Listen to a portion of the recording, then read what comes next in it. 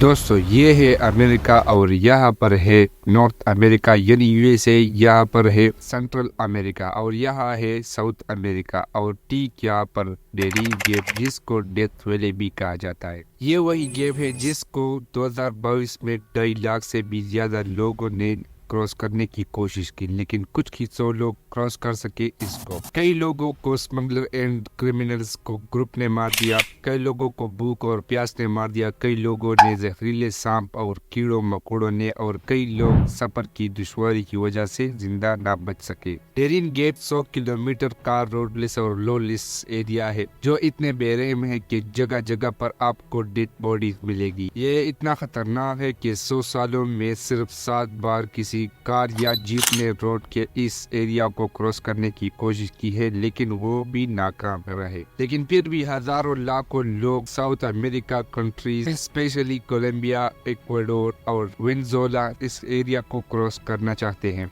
और इसी कोशिश में अपनी जान को भी गंवा देते हैं ताकि किसी भी तरह नॉर्थ अमेरिका पहुंच सके और अमेरिकन ड्रीम बन सके। ये 21st सेंचुरी है भाई, पैसा और टेक्नोलॉजी हर कंट्री के पास है, आखिर क्यों इस एरिया में एक रोड तक नहीं बन पा रहा? इस सवाल का जवाब इतना आसान है ही नहीं जितना आप सोच रहे हैं। देखिए 5 रीजन है जो इस एरिया को डेवलप होने से रोक रही है। पहली रीजन है खतरनाक मौसम। ये गैप असल में लैंड ऑफ इक्वेटर कुछ ही 100 किलोमीटर ऊपर है, जिसकी वजह से मौसम काफी गर्म होता है, और फिर नॉर्थ साउथ, फिर अटलांटिक और पैसिफिक ओशन, जिसकी वजह से ह्यूमिडिटी यानी नमी बहुत हाई होती है। इस एरिया में बहुत ज्यादा तने जंगलात है और पूरे साल में तकरीबन 365 में से 330 दिन यहाँ बारिश की होती रहती है, जिसकी वजह से फ्लैश ब्लड्स बहुत ज्यादा आते हैं, बल्कि पहाड़ों से भी लैंडस्लाइडिंग होती रहती है। बारिश, फ्लड्स और नमी की वजह से कुछ भी नहीं बन सकता इधर, क्योंकि कंक्रीट, सीमेंट या स्पोर्ट गर्म और खुश्क मौसम चाहिए इसको। अब बात करते हैं दूसरी वजह की, जो कि यहाँ का माहौल।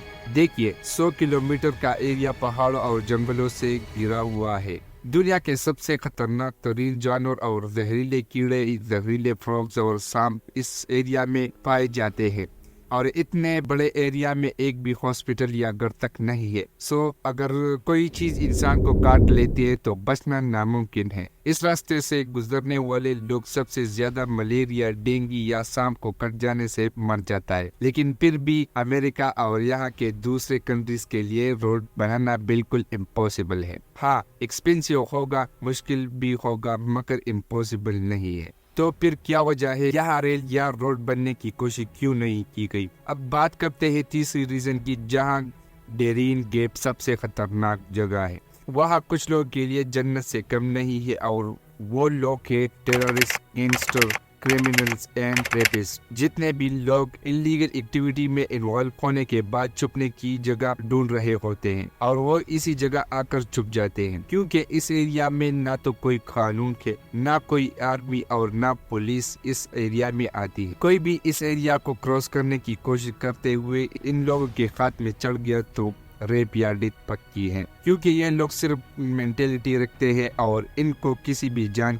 का कोई परवाह नहीं होती। अब बात करते हैं चौथे रीजन की। मामला यूं है कि यूएसए और पनामा, ये दोनों कंट्रीज ही इस चीज के खिलाफ है कि डेरिन गैप में कोई रोड या नेटवर्क बनाया जाए। 19वीं सेंचुरी में पनामा कोलंबिया का प्रोविंस होता था, लेकिन इसी डेरिन गैप की वजह से कोलंबिया का पनामा में कंट्रोल रखना मुश्किल था। पनामा गवर्नमेंट से कनेक्ट करने से एक ही रास्ता था, समंदर के जरिए। इसी डिस्कनेक्शन का फायदा उठाते हुए पनामा ने कोलंबिया से आजादी की मूवमेंट शुरू कर दी, और 21st सेंचुरी में इस मूवमेंट में एक सुपर पावर यानी यूएसए ने उनकी मदद। देखिए यूएसए अपना फायदे के लिए पूरे के पूरे मुल्क को खा जाता है, और यहाँ ऐसा ही हुआ। ईस्टर्न और वेस्टर्न अमेरिकन ट्रेड के लिए शिप्स को क्रॉस करना पड़ता था, सारे के सारे साउथ अमेरिकन, और यही काम पनामा में मौजूद कनाल के थ्रू सस्ते और कम टाइम में हो सकता था। उन्होंने पनामा का कोलंबिया से आजादी दिलवाई।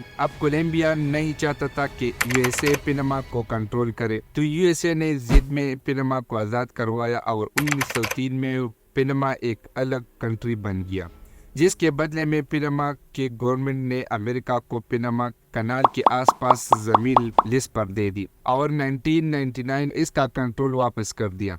اب اس کنٹری میں موجود پنما کنال کے تھرو دنیا کے 6% ٹریڈ ہوتی ہے، یعنی 1300 سے 1400 میں اس کارگو شپس اس راستے سے گزرتی ہے۔ ہر سال ایسٹرن ایشیا اور امریکہ کا زیادہ تر ٹریڈ اسی راستے سے ہوتا ہے۔ اسی کنال کو سب سے زیادہ چائنا اور امریکہ استعمال کرتے ہیں۔ اسی طرح امریکہ کے ویسٹرن کوسٹ کو یورپ، افریقہ اور مڈل ایسٹ سے کنیکٹ کرنے کا یہی طریقہ ہے۔ اب اگر واپس ڈیرین گیپ پر آئے تو یہ پنما اور کولمبیا کے درمیان ہے، وہی پنما جو پچھلے کئی سالوں سے انٹرنل وائلنس اور انسٹیبلٹی کا شکار رہا ہے، اور یہاں کے ڈرگز مافیا پورے ساؤتھ امریکہ میں مشہور ہے۔ پوری دنیا میں سب سے زیادہ کوکین کولمبیا میں بنتی ہے، اور یہ سب یہاں سے ساؤتھ اور نارتھ امریکہ اسمگل ہوتی ہے، لیکن اس ڈیرین گیپ کی وجہ سے اسمگلنگ کرنا بہت ہی مشکل ہے، اور اسمگلر کو اسی روڈ یعنی سمندر کا راستہ لینا پڑتا ہے، جہاں پنما کا کاسٹ گارڈز اکثر ان اسمگلر کو پکڑ لیتے ہیں۔ امریکہ کو ڈر ہے کہ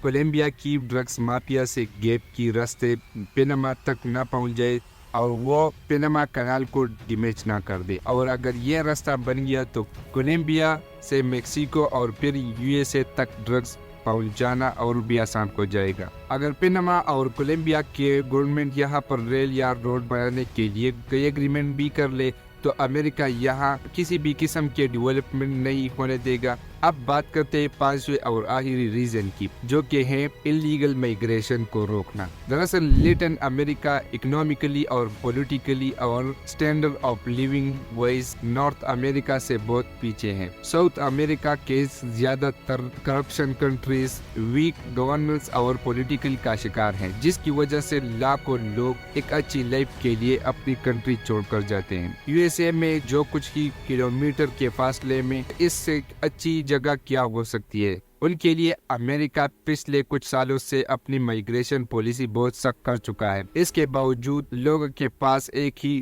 حل بچتا ہے، اور وہ ہے انلیگل طریقے سے امریکہ سے بچنا، لیکن اس کے لیے انہیں اپنے جان کو خطرے میں ڈال کر اس ڈیرین گیپ سے گزرنا پڑتا ہے۔ ہر سال ہزاروں لوگ اس گیپ کے تھرو سینٹرل امریکہ اور پھر میکسیکو کے تھرو USA میں ہوتے ہیں، لیکن اس سارے راستے میں سب سے بڑے رکاوٹ ہے صرف اور صرف ڈیرین گیپ ہے۔ ڈینگی، ملیریا، زہریلے سانپ، لینڈ سلائڈنگ، فلڈز اور کرمنلز 10 دن کے اس سفر میں آپ اس سب چیزوں سے گزرنا پڑتا ہے، اور بدقسمتی کی بات یہ ہے کہ اتنے خطرناک راستے کے باوجود ہر سال اس گیپ کے کراس کرنے والوں کے نمبر میں مسلسل اضافہ ہوتا جا رہا ہے۔ غریبی اور بھوک سے تنگ لوگوں کے پاس اور چوائس نہیں ہے۔ کتنے ہی لوگ اس سفر میں مارے جاتے ہیں، اور جان بچا کر زندہ نکل بھی جائے تو سائیکولوجیکلی بہت زیادہ ڈیمیج ہو چکے ہوتے ہیں۔ بھوک بھی انسان سے کیا کیا کرواتی، اور انہی غریب لوگوں کو امریکہ تک پہنچنے سے روکنے کے اس ڈیرین گیپ کوئی ریل یا روڈ نیٹ ورک نہیں بنایا گیا،